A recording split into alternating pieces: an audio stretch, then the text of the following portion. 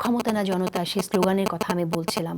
জনতার দিকে না তাকিয়ে, জনতার একটি বৃহত্তর অংশ যেখানে নারী, না তাকিয়ে আপনাদের ক্ষমতার কথাই ভাবতে হলো যে কী করে পার্লামেন্টে এনসিপি থাকবে। কেন এত জরুরি হয়ে পড়লো, বা কেন এই মাইন্ডসেটটা কারো কারো মধ্যে এটা বৃহৎ আকারে দেখা গেল? দেখেন, এখানে হচ্ছে বিষয়টা যদি আমি একটু এভাবে বলি, সেটা হচ্ছে যে সাধারণ মানুষ, আমি একদম তৃণমূলের মানুষের কথা বলছি, যারা আমার এলাকার ভোটার, তাদের মধ্যে যখন আমি আমার নিজের ক্যাম্পেইন করতে গেছি, সেখানে কিন্তু আসলে, এবং এই জোটের পরে একদম তৃণমূলের মানুষের কিন্তু এই জোট নিয়ে কোনো অসুবিধা নাই।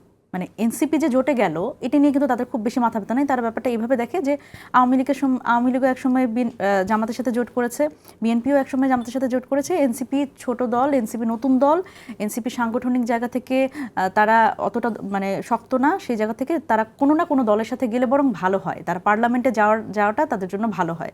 তাহলে সেই জায়গা থেকে আমি একেবারে সাধারণ মানুষের সেন্টিমেন্ট থেকে বলছি। আমাদের তো আসলে একটা পক্ষ বিপক্ষ তৈরি হয়েছে এই সিদ্ধান্তের পরে। তো সেই জায়গা থেকে এনসিপির আসলে এই জিনিসটা ভাবতে হয়েছে যে তাদের সাংগঠনিক জায়গাটা শক্ত করতে তাদের আসলে প্রতিনিধিত্ব থাকা দরকার কিনা, এই প্রশ্নটি আমাদের সামনে আসলে খুব বড়ভাবেই এসছে।